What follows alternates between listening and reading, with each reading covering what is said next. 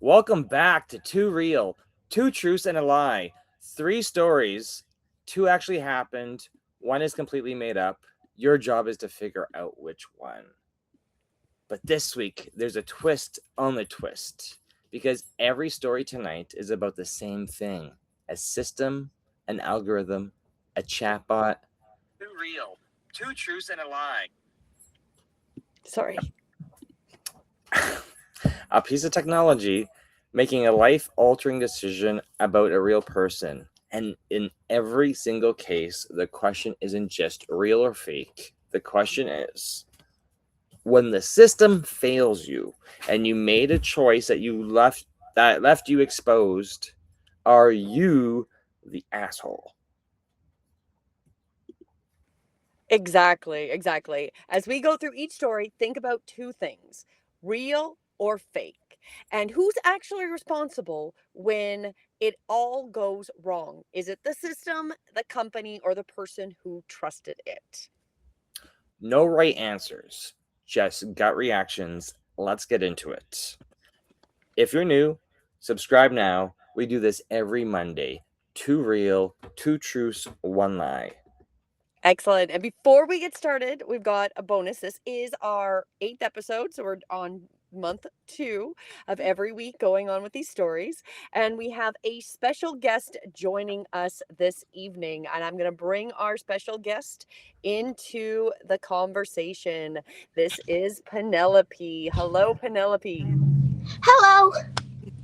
So, Penelope is one of our top students with her channel on YouTube here. It's at Mind Mystique 11. So you need to check that out. But she is going to be joining and adding her commentary onto the stories this evening.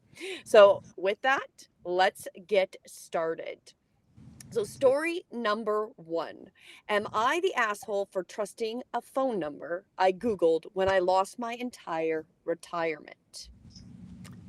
I need someone to tell me whether I'm the asshole here, because I've been sitting with this for months and I still can't decide. I'm 61 years old. I spent 35 years building my retirement. Sorry. Building my retirement. Not in a pension, not in a savings account, in crypto. I did my research, I understood the risks, and for years it worked. I had 1.3 million in digital assets across 3 wallets. Then one afternoon, my phone rang.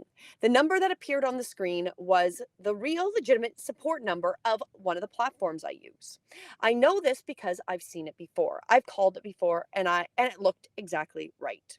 The person who answered said there had been suspicious login attempts on my account from 3 different countries.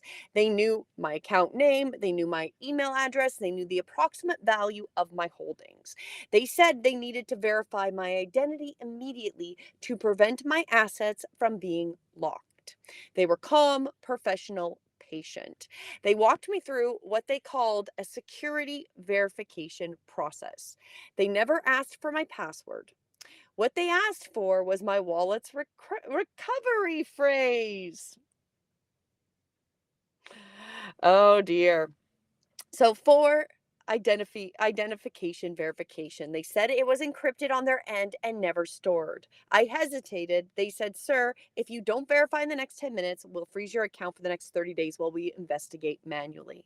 I gave them the phrase.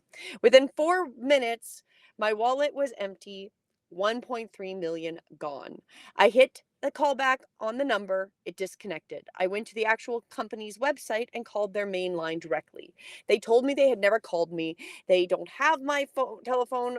They don't have a telephone customer support, and they would never, under any circumstance, ask for a recovery phrase. What had happened, what I only understood afterwards, is that the number on the screen was spoofed. The scammers had made their outgoing call appear to come from a real company, or the company's real legitimate number. When the call came in showing the company's real number, I believed it was. And when I tried calling back, I hit call back at the same number, the number that appeared on my screen, which routed me straight back to the scammer, not to the real company, to them. Here is what I didn't know, and that it's now too late. A spoof number doesn't only work in one direction. The scammer can make a call appear to come from a legitimate number. But when you hit callback on that number, you are not reaching the real company. You're reaching whatever line the scammer has set up to receive callbacks. The display is fake. Hitting callback routes you back to them. I didn't know that. I hit callback. I thought I was verifying. I wasn't. And then I gave the recovery phrase to someone on that call, which is the single thing you're never ever supposed to do ever under any circumstances for any reason. I knew that. I read it multiple times and I did it anyways because a calm professional voice told me my retirement was about to be frozen. So am I the asshole? I hit callback even when I had doubts, but thought I had been doing my due diligence and verification, but actually routed myself back to the scammer. And then I gave my recovery phrase under pressure. Or is the asshole the system that allows scammers to spoof legitimate numbers so convincingly that even hitting callback doesn't save you? The technology that lets criminals know my account details before I said a word. That is true. They did know a lot of his stuff. And the platform that has no phone support but whose users are being targeted by people impersonating them by phone. My retirement is gone. I did things that in hindsight were mistakes, but I didn't know they were mistakes when I made them. So am I the asshole? What do you guys think? Why don't our guest, what is your first thoughts, Miss Penelope?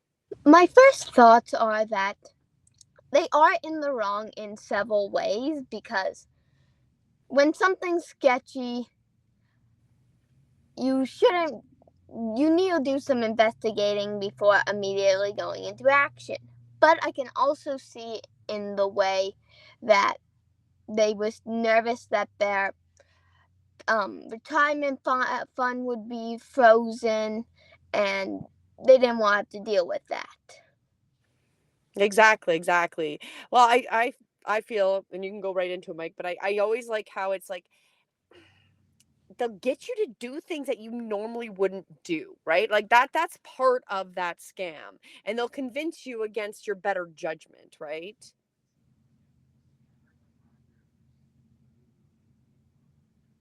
Oh, I don't know if I can hear you, Mike. I think you might be muted. I think he's muted. No, somebody muted me. Well, I had temporarily muted while I talked. What was my comment? It was noisy. What was my comment? Hackers and scammers are smooth operators. So, number one rule of crypto: don't trust anybody. When you're setting up these online wallets, that's the first set of instructions. Never give out your recovery phrase because the platform never needs it. So I do think you're the asshole but you were it was an elaborate trick, very elaborate. It was an elaborate trick. It really was, right? Also the big thing is like I don't think people realize these spoofed numbers. Like if they call I get this often where it looks like a legit number, but then you're like, but why would this company call you? And then you go into their website or whatever and you kind of realize they don't have an out calling thing, or you do some research. And really, if you're ever going to call a company back, you need to go dial the number in. That is also part of it. So not only go to their website and make sure it's the right same number and it's matching, you need to dial that phone number in because it's going to just reroute you and reroute you to the scammer, right? And I don't think people realize that. Well, this is why the rules are like with cybersecurity, with crypto, trust no one, because that minute you assign trust to a relationship, it could go very well for you or very poorly, just because it's and it's just one decision, one moment, right? Because he could have just said, "Hey, this seems weird," not do anything about it, but he acted right away. And well, just like anything, most scams, they want you to act quickly. So think about it. It doesn't matter what it is, if it's in our system, outside the system, a hacker, when they're pushing you to respond quickly, that is when you almost need to like say, wait, I need to go and take some time. Yep. And that's the big thing with sales. I know I've done sales. They want you, when the person's there and you're easily convincing them, then they want you to sign then, right? Because you walk away, you might convince yourself not to buy something, right? Exactly. And we've been on websites where it's like, limited quantities or this or this or this or this. It's like ticket sales. Like it's like a rush, but like, are you going to like your decision after you make a really rushed decision? Exactly. Go ahead, Penelope. What were you going to say? As I was going to say, I do find it also with myself, the more rushed I am with decision making, a lot of times, even though I know the better, I will choose by accident the wrong one, whether it's a misclick or I'm panicking. Because people panic when they're stressed out, when they have a time crunch. They are. You are exactly right. That's when you panic. That's when you're not thinking as clearly, is when you feel rushed, right? So, I guess the overall verdict, let's start with our guest, Penelope. Do you think he is the asshole, or what do you think? I do believe he is mostly in the wrong, but I do believe there can be some sympathy there because, of course, you make mistakes. It was stressing, and I completely forgot what I was going to say. No, but that's correct, right? Like it was very stressful that he got scammed, right? Like you got to have sympathy for the fact that why is it allowed that people can be spoofed? Why can your phone numbers be spoofed? Why is that why is that something that can actually happen? That technology that seems like a way to just cover shady things, right? So there's just things that are set up to be abused, right? So very much, leaning, you'll give him a little sympathy, but mainly he is an asshole. What about yourself, Mike? What is your verdict on that? Sympathy doesn't bring back his cryptos. No, it doesn't. So as I said, asshole. He knows the rules. So if you're willing to break those rules, you got to be willing to put up with the consequences. Well, I agree. There was a lot of people that said not the asshole. There was a lot on Reddit. The scammers gamed the search results. They knew his account details. That is an unfortunate part. It is real, right? But literally have to believe that if they scrape the internet, they can find a huge amount of information on you, right? They had everything he did, and he was doing what mostly a reasonable person would do, verified the number, but didn't do the full due diligence, right? But also didn't know to, right? There was a lot of people saying he was the asshole. You gave your recovery phrase and you knew you were never to give those, right? So that's the one rule. The one rule everyone in crypto knows, there's no version of where that's not on you, which is true. Like that straight up is like, what? Why? No, right? Yes. And then so a lot came in between. He made the mistake under pressure, but the platform that has no phone support and whose users are being targeted by voice scammers is also failing its customers because clearly if they know that this stuff is happening, and I guess it's the due diligence of anybody online to remind your users or anybody that logs into your website that you don't have outcalling support if you don't, right? Just to remind people all the time, right? So that is a point of that. But the top comic vibes, the scariest part isn't that he got scammed, it's that hitting callback on a spoof number routes you back to the scammer, not to the real company. And most people don't know that. And that's what the scammers are counting on. Oh, I think you're muted still, Mike. It's weird because he says he's phoned that number before, but they have no phone support, so. Well, no, they don't have an outcalling phone support, is what they said. Well, okay. Because anyway. he called them when he asked, and they said that they didn't have an outgoing. So the number looked recognizable, but they were using VoIP, and then like. Exactly.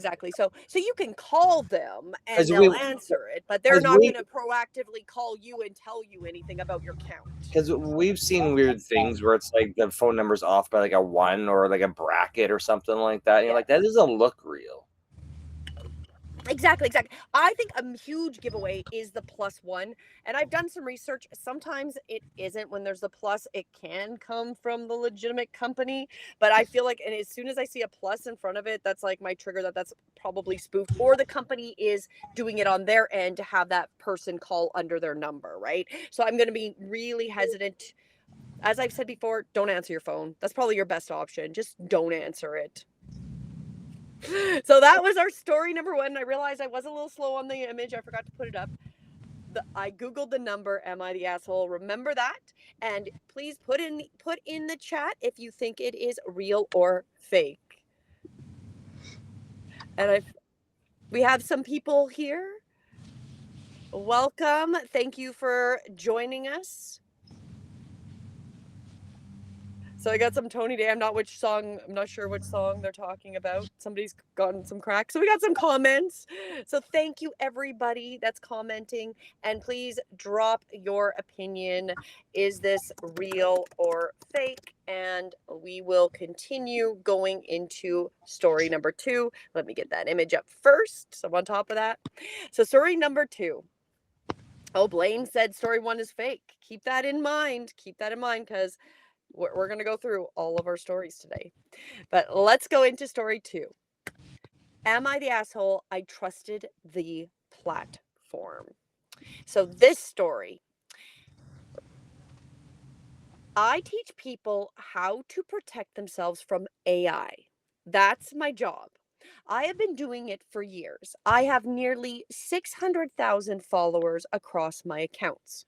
My entire career is built on explaining in plain language exactly how AI systems can harm ordinary people when there's no transparency, no accountability, and no human being in the loop to catch the mistakes. I know this, I teach this every single day. And then I created an Instagram account for my dog. My dog, I'll call her Miss P, had a rough start to life. She came from a puppy farm. She was traumatized, terrified of everything, and spent her first days at home pretending to be dead whenever I came near her. My audience had been following her recovery and they loved her. Thousands of people asked me to create a separate account so they could follow her journey. So I did. I typed a username, I entered some basic details, I pressed create. The account was deactivated before I could write a bio. The automated email said the new account violated community standards on account integrity. It did not specify which standards. It did not explain what I had done wrong. There was no human to contact. There was no specific policy I could point to that I had violated. I hadn't written a bio. I hadn't posted anything. I hadn't even added a profile picture. An algorithm looked at my account the moment it was created and decided it shouldn't exist. I appealed. I submitted my ID, my passport, my face, a written explanation. The response came back within minutes. Upon closer inspection, I was, in fact, in violation. Of what?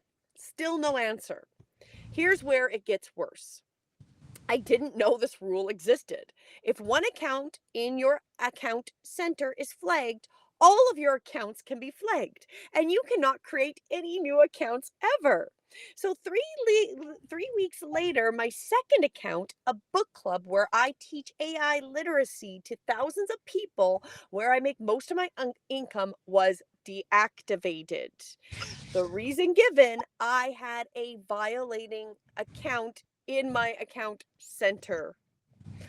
Miss P's account, the one that was deactivated before it had a bio, now I have 2 deactivated accounts. My main account with nearly 600,000 followers, years of content, my entire professional experience could be next. For the same reason, a dog account was shut down the second it was created. I'm in therapy. I'm on medication. I wake up every day not knowing if my career will exist by the end of it. Here's the am I the asshole part. I tell people every single day Do not put your eggs in one basket.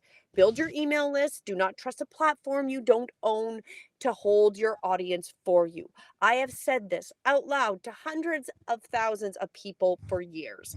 I had 600,000 followers on a platform I don't own, with no email list, with no backup, and with my entire income dependent on a system I know.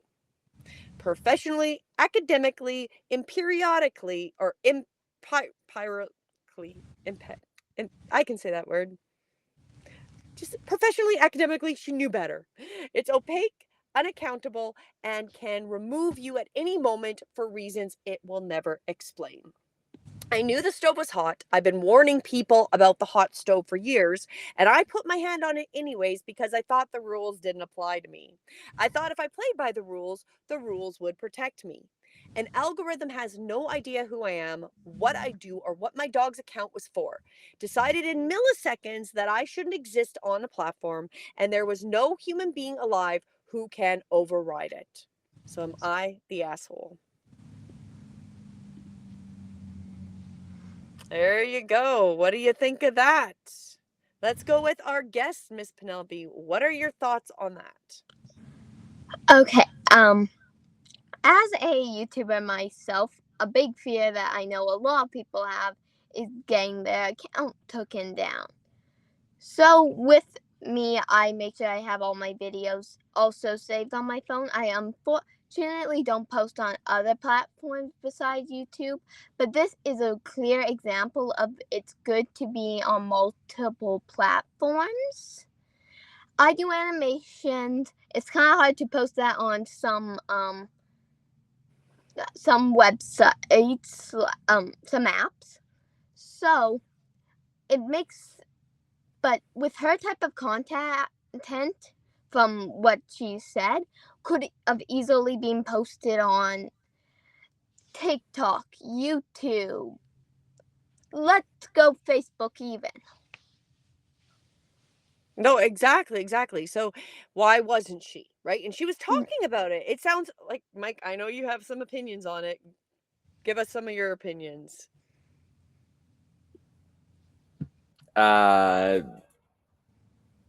This is why, if you don't know, I learned a long time ago, when you don't own the list, when you don't own the customer list, that is a bad day when you learn that. So you need to build multiple audiences everywhere. It's not surprising, because of course your account can get banned at any time, and we have students where they got one closed and then another one was closed. They were like, I guess you violated gray area, and you're just going to have to wait until they, confirm your identity and let you back in, and then just be cognizant that you want your content everywhere. Well, that's if you can get back in and get your content, right? Or you have to start all over again and rebuild. And that's also what we're promoting. Our visibility engine is about so you're showing up everywhere. So when this is a perfect example of a situation we talk about that can happen, where for some reason, the AI targeted her and took her down, and then it lost her other account from that. Like, these are insane stories that are happening. This is really what's happening. So I find it kind of interesting, because I know I had talked about doing the AI training through the US government, texting me daily, teaching me about it. And one of the big things that they teach is that you, the human, need to do due diligence. So whatever it gives you as an outcome. So in this case, the platform making this decision should never come from the AI. That's actually what the government is teaching. The government's teaching that there should be a human, just like this creator that warns people about AI, that says there should always be a human in that loop before that process. This is a perfect example of why there should be a human. And even the government is teaching people to use AI that way. But then we have these platforms and these companies that are literally getting rid of humans, and then maybe after fighting you might eventually get to a human, or if you make enough of a stink on social media that there's enough of a word and it starts to embarrass the platform, then maybe they'll do something, right? So it's not a good thing. It's not a good look for where we're heading. No, and in this situation, like what triggered, like there's somebody with, that third account and no strikes, no like nothing before that. So it's super interesting. Who knows? Well, it was like what we were talking about today that I'm going to use in a story next week, was that one link I sent you about what's happening, and I don't, without giving it away for next week, it is this thing of, it's about AI. It's about AI making in ways that it's working together to track you behind the scenes, and you don't even know, right? So you don't know what it's actually that's probably why they want these data centers, is so they can process and have oh yeah, no, we're going to be censored now, right? So in the background, so it's not good. But let's go with the verdict. What do you believe? Do you believe that this person was an asshole or not, Penelope? I do. It's from what she said. I do not believe she's not an asshole. Just she could have had her stuff on other platforms. Yes, but I know a lot of people don't do that. Different reason for every person, whether they don't wanna or they have Well, something. not to cut you off, but the irony is that she was preaching people to do it, right? And then she didn't do it. That is a bit of irony, but as luckily with my animations, I'm able to keep them in my photos. In my like camera roll. I know with a lot of people who do mostly lives, don't usually have that. But one of the things takes a lot of space up, and at some point you're Yes. going to max out your space too, right? With me, I delete all the photos I use to create it and just keep the base video before I add my watermark. So if, let's say, my YouTube channel does get taken down, I'm able to just repost the videos that I worked very hard on. Well, It's just I'm glad you have a plan. in this person's case, they were just worried about I don't think it was part of the story whether or not they lost access to their huge account, which is likely making them money because they have an audience on it. But if you lose your account, you may have the data. It's just the audience. That audience takes so long to build. Exactly. Some people might luck out and, have a really, really great video that goes viral and builds up an audience very quickly, right? But the majority of people have built their audience over a long time, right? With me, I do have 3K subscribers, which I'm really happy about. I've been doing YouTube for around 2 years, and it took me a decent amount of time to build it up. I do say I did go more quickly than I've seen a lot of really small YouTubers, and I've actually seen people who post, I would say, cooler or better animations. I'm still learning, and have less views and less subscribers than I get. So I'm going to say the algorithms of YouTube is unfair. Yes, it's very unfair because it's very unfair. Sorry, go ahead. One last comment, and then we'll put the verdict. One last comment. Not trying to make this super duper long, but I'm going to say that she is the asshole because but also she's no. I'm just stuck in the middle. You're stuck in the middle. Fair enough. Yes. What about yourself, Mike? Sorry, I'm just checking on our power here. I think she is. If her business, it depends. If her business is built on telling people to have how to grow and be on multiple platforms, then she is the asshole. So it's just she's not an asshole for getting banned, but for preaching to build it, and she's gonna lose her list all overnight just because it's only on one social media. Then it's tough. It is, and I agree. I think a little bit of the asshole for not promoting when she started, because obviously I'm assuming she might have some stuff posted on other social medias, but they're not as big, right? So really, I guess it's not that for the lacking the foresight of like really pushing to get her followers to follow her on other platforms as well, right? So not only on Instagram, follow me on YouTube, follow me in Rumble, and also reminding them in case I disappear, you can find me here, because especially when you're talking about it and know that can be a possibility, even if you think, oh, if I follow the rules, I'll never get, removed. I that should reduce my odds of getting removed, but I can't guarantee anything, right? Because who knows exactly what the algorithm was doing in the back end, right? But making sure you're promoting that you're showing up everywhere, so that if somebody does go looking for you, but they're like, oh, I wonder if she was deplatformed or something, and then they go and find you somewhere else, and you still have all that content there, right? So it's that little bit of just not really having that foresight, because the fact that she's still so stressed really should be, well, no, people can still find you, right? Yeah, you might be missing here, but at least you can still be found by those really hardcore fans that are going to look for you, right? You haven't disappeared off the planet. If you had that email list, you could just email them saying, "Hey, I've been deplatformed," or send a text blast out. Exactly. So promoting that, offering something to get your viewers to buy or to get something for free so you can gather their emails, or just to sign up in case this happens, right? And that's actually a good learning for us. We should be doing that as well. So that'll be something we'll have to implement in the next few weeks. Just, give that motivation. Like if something happens on a platform, you can follow us here and subscribe to be notified, in case we do disappear. Because and I was actually going to say, in the worst case scenario, you could be deplatformed simultaneously off of every platform. In the future, could be very possible, especially with the data centers. I'm saying, right, that you do one wrong move on one of them and you could almost just not exist on every platform. We might not be there, but it could be very simultaneously that you get deplatformed off of a number of them at one point, right? I wouldn't doubt that that is going to be a possibility. But the overall was that she was not an asshole, was the Reddits. She didn't do anything wrong. A dog account that had no bio, no photo, no post was flagged by the algorithm that couldn't possibly have assessed its content. This is pure automation overreach with zero accountability.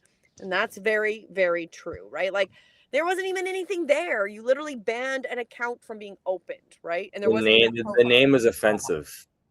the letter P, if that's what she named it, I don't know, right? Because that was actually my only thought when I was going through this. I'm like, well, if it's the name P, maybe that was what was offended. I don't know. There was a little bit of the "you are the assholes" we were discussing. She literally teaches people not to do exactly what she did. That she didn't own her own email list. Didn't make sure, if this happened, that she had a way that people could find her. But a little bit of both. She made the choice. She knew it was risky. The platform was built on a system that makes life-altering decisions with no transparency, no human override, and no genuine appeal process. So both of them are true. And the comment was, the most unsettling part is that she's an expert and still couldn't navigate the system, still got burnt by the system, being an expert of this system, right? So on that, you guys ready for story number 3? So everybody, Yep. remember, that's our first story. We talked about let me go back here. So the guy who got scammed out of his cryptos, gave out his passwords. Then story number 2 is about this content creator on AI and warning AI, and got herself deactivated off of her largest platform. Because she warned people. It's because she, what? I was like rereading through it. It was like specifically because she was warning people about AI. AI took her out.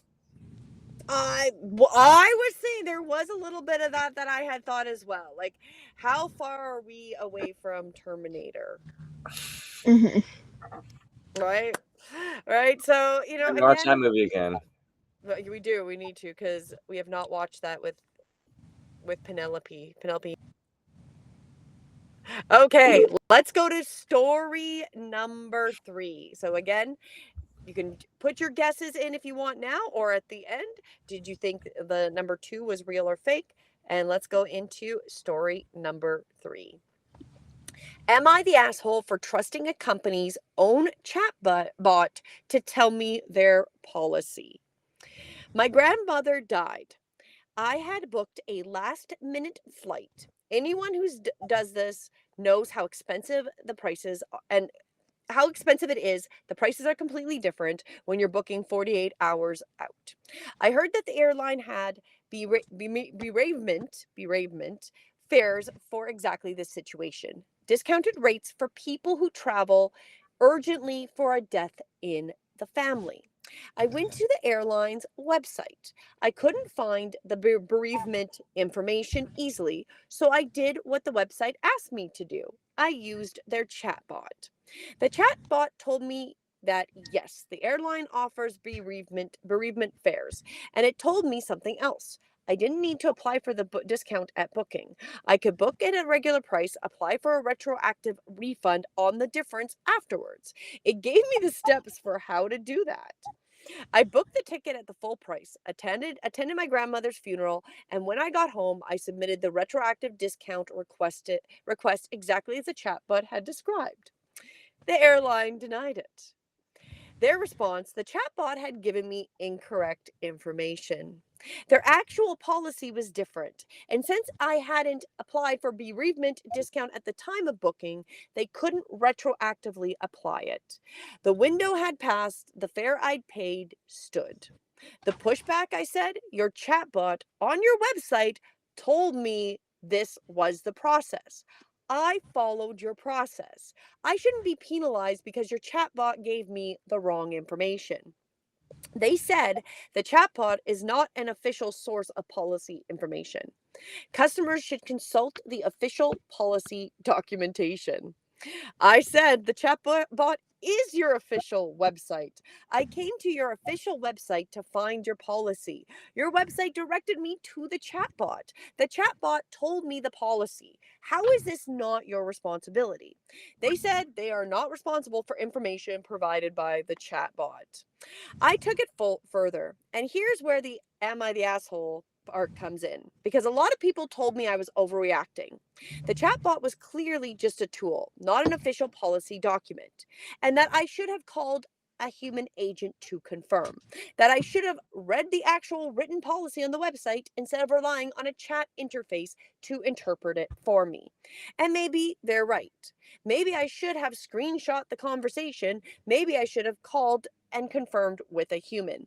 Maybe trusting a chatbot to accurately represent company policy was naive. But here's my position. The chatbot was on the official website. It was built by the company, or they paid for the program and put it on, right? It was programmed by the company. It represents the company every time I interact with it. If the company puts a tool on their website that tells customers the wrong policy and the customers act on the wrong information and lose money as a result, that is the company's problem, not mine. I'm not a legal expert. I'm a person whose grandmother died. I used a tool on a company's website. The tool was wrong. I lost money. So am I the asshole for taking a chatbot at its word?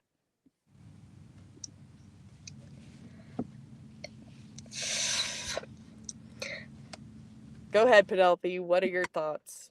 Oh,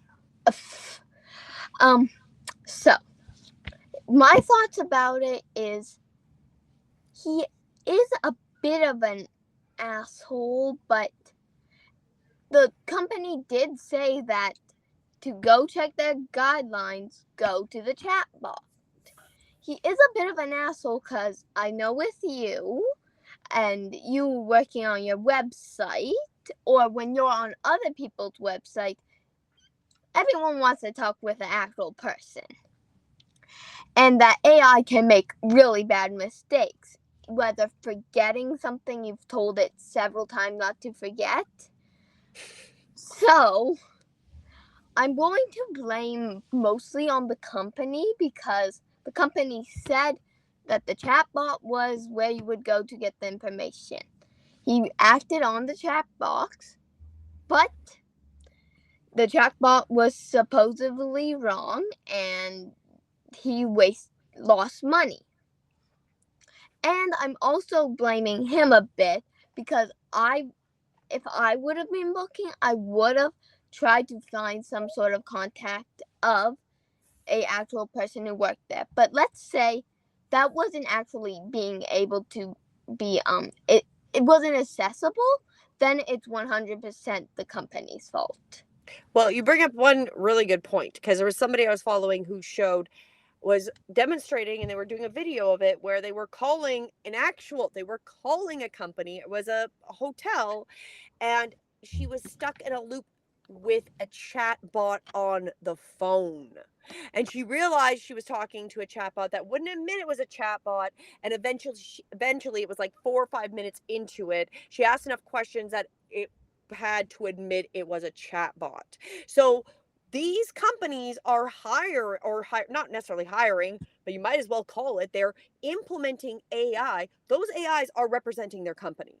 It is, in my opinion, and you can go Mike next, but I'm going to say the company is the asshole, because if they're using it and they've put it up on their website and it's representing their company, and they don't program it with the right information and they're giving out the wrong information, that is on the company. Sorry. 100%. But we bring this up a lot where website Google Maps details are wrong, company information on their website is wrong. There's all these instances where you find wrong information publicly. So it's more so on the there was one piece of information, having no screenshots is a bit of when you have no evidence to point out to back your side of it. I know people don't think about taking documentation, but I'm like, you need to have documentation, because you don't know if you're dealing with legitimate company, legitimate website, because this is also where people get scammed. I know this was booking airline flights, but is every website on the internet valid with even like with airfare? Because unless it was with that particular, I'm assuming he booked it with a particular company, but I know there's like, I booked it with this like this airline company, and they booked the ticket for me, and then all the rules are opposite or whatever. Because yeah. So you got to speak to humans if you want to know the actual bereavement policy. Well, but then there's the problem, like I said, where you could call, and are you even going to get a human again? So are we getting circle jerked, right?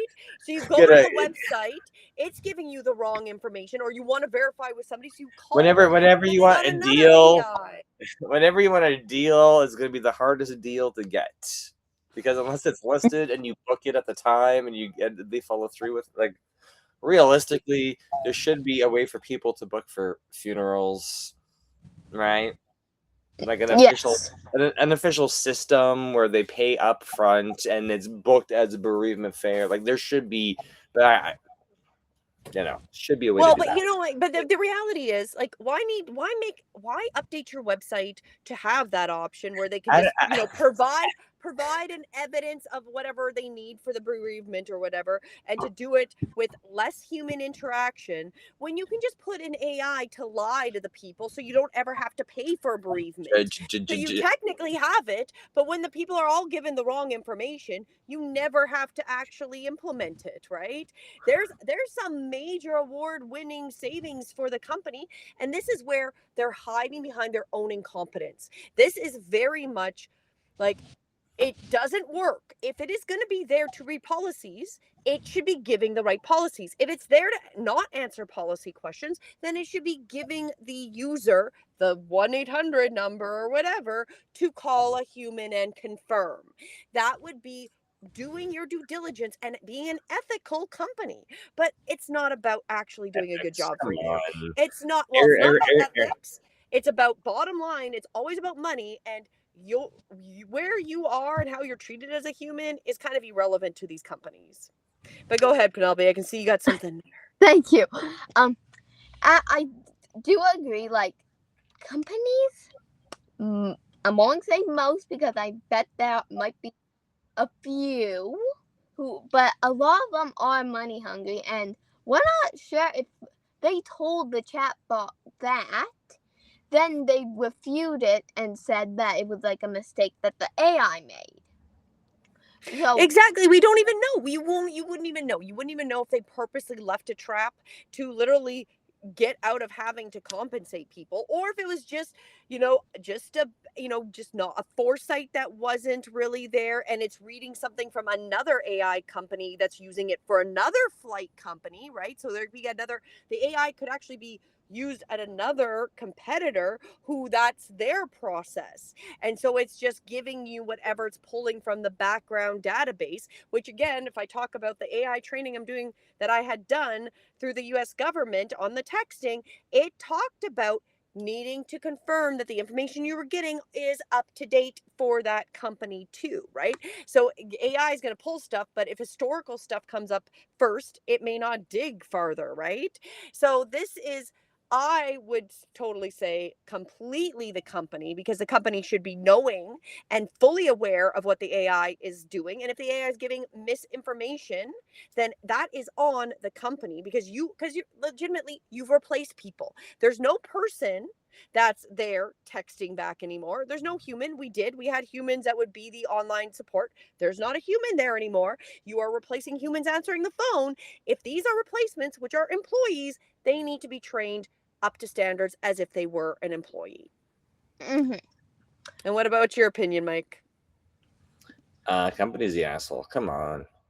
I think we'll agree on that. Yes. Well, where are the results? Oh, where am I? There am. Go. Overall verdicts was not the asshole, was the majority. The chatbot is the company's official website. They built it, they programmed it, they put it there to answer customers' questions. If it gives the wrong information and a customer loses money as a result, that is the company's liability, full stop. Some people did kind of say you are the asshole that you trusted the chatbot over the written policy. You didn't screenshot the conversation, and you didn't verify with a human agent. You didn't call for a financial decision. That's on you. But like we talked about, they're already replacing people that are on the phone anyways, right? And then there was a couple comments like he should have verified, and the company should not be able to disclaim responsibility for a tool they put in and deployed on their official website, like I was saying. And if the company can say we're not responsible for what our chatbot, why does the chatbot exist? What would it actually be for? If it's not to represent the company and the company policies, what is the point there? Just to literally just They've replaced contact us forms. That's all they've really done is replace like a dynamic contact us form. Type in a question.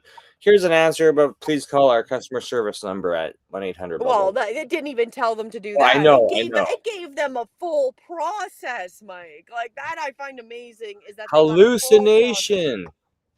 That from the other airline company that it also works for. and in mine, I don't usually with chatbots because I've seen on other websites. You will ask them a question, they'll have no response and immediately like go contact a human. Exactly. So That's what's supposed to happen if it doesn't know. So it is very suspicious that it even gave out a process. So my thought is very much about the story we were talking about that I'm going to cover next week, where it's doing the same thing. Like literally, I'm wondering if it's one consciousness, all this AI that's literally communicating and building a background platform. So this AI is probably dispersed amongst multiple airlines, are all bought the same platform, right? The same AI, and they just put it in without actually making sure it's implemented for their specific business, right? mm-hmm. So on that, any last comments on story number 3? No, I was gonna go into the final guess here. So Yep. three stories. One is completely made up. Story 1. Am I the asshole for trusting a phone number I Googled when I lost my entire retirement? Story number 2. Am I the asshole for being devastated that an algorithm destroyed my livelihood when I warned people about this for a living? And the third story. Am I the asshole for trusting a company's own chatbot to tell me their own policy? Lock it in. Drop your answer in the chat. Which one is the lie? So let's put our guesses. Penelope, which one do you think is a lie? I believe the first one is a lie. I don't really have a reason behind it, mostly because all of them did sound like things that could have really happened. But the one thing I did notice, you got much more enthusiastic / sounded much more in depth about the number 2 and number 3. So that's why I'm going with number 1. Okay, good call. Based on the hints. What's your guess, Mr. Oh. Duffy there? Okay. I'm gonna go with the lie. I'm gonna go with number 3. Okay. Are you ready? Do a little drum roll, please.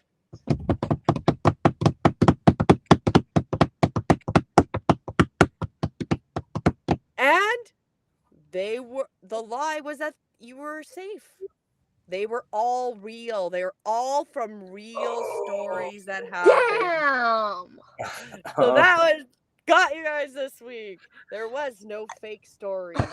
And it's really, when you go with this, what we're talking about is we've done now 8 episodes, 2 truths and a lie, and every episode there's been a fake. A story that was written to sound real but wasn't, because we needed one. Because the format, we were looking for one. This week, there isn't one, because we looked at what's actually happening right now. The AI systems, the platforms, the algorithms, the automated decisions being made about real people's real lives. We couldn't find a fake one that's worse than the truth at this point. So that is the point. The man who lost his retirement savings after a spoofed phone number displayed on his platform, displaying his platform's real number, hits callback to verify, routed to a scammer. The AI ethicist, is that how you say that? Ethicist, someone who spends her entire professional life warning people of exactly this, being deplatformed by AI algorithms, made her livelihood threatened by an algorithm, and that couldn't tell the difference between spam and an account for a dog.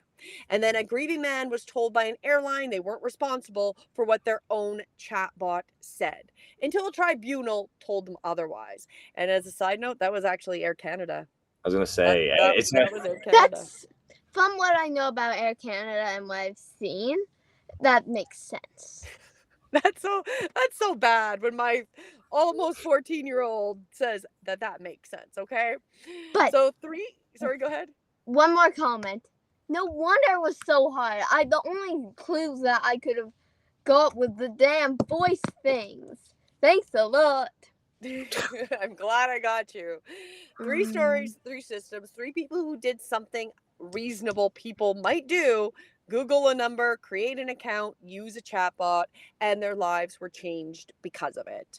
And in 1 of 3 cases, did anyone face accountability at all? And it was only Air Canada. They did actually get to have to be accountable, because there was a bunch of noise. No one else was. The format this week is the message. We couldn't write a lie that was scarier than what's already true. And that is exactly what Too Real is supposed to be about, is that this stuff is too close to home, and it should make you feel a little bit uncomfortable. Did we get you this week? That was good. That was good. Really good. Well, before we finalize up, I want to do another shout out to our guest here tonight, to Penelope. Thank you so much for joining us. Go and subscribe to her channel. She's got a new video up. You make videos each week, correct? Yep, I post every week, whether it's a rant or animations. She's got it. It's very, very good. Lots of great shorts. Very entertaining. So go and check it out. That is her YouTube page. So we'll say goodbye. Thank you for joining us, Penelope. You can sign off. Thank you for having me. Have a great day. Thank you.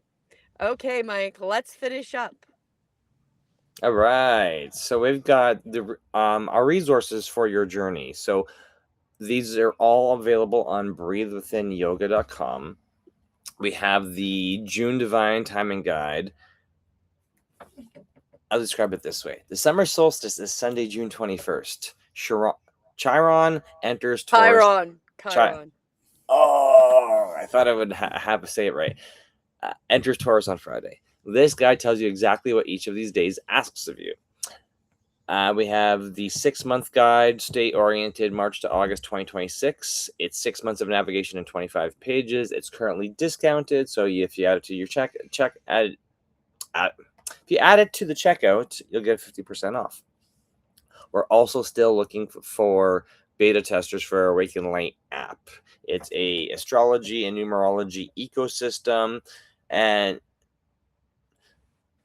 we're looking for beta testers. So go sign up at breathewithinyoga.com to be a beta tester.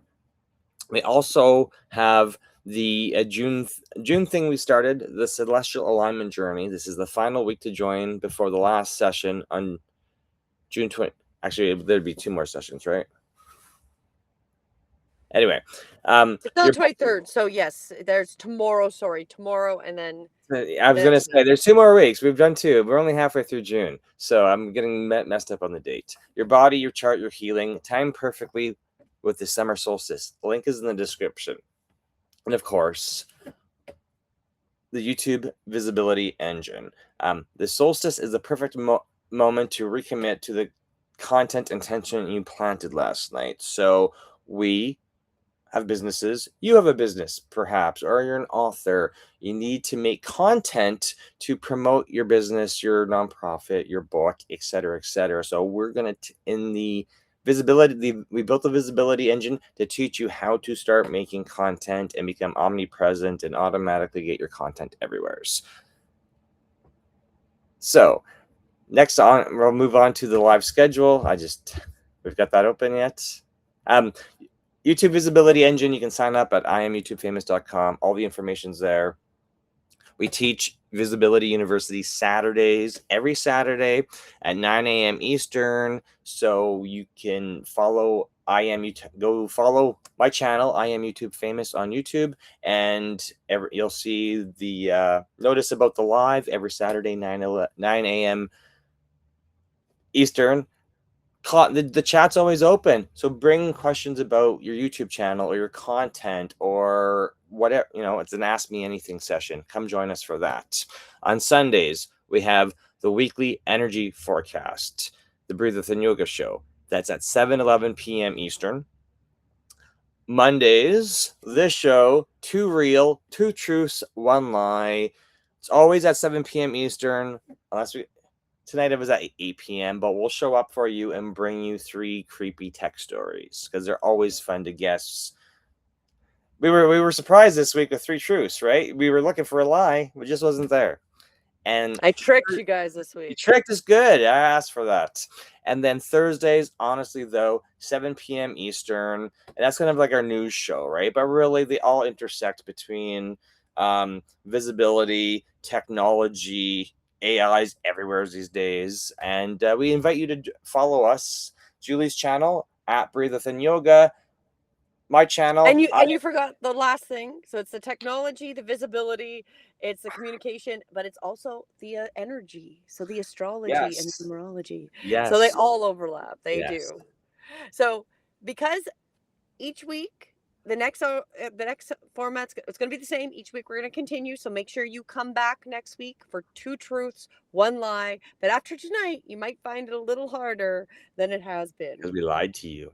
We did. Lied. I'm the liar. So thank you again for joining us. Please do subscribe on your way out, like, and do share so other people that might find this content interesting and entertaining will find it as well. And on that, I think we're good. Have a great evening. Have a good night. Thank you again. Good night. Good night.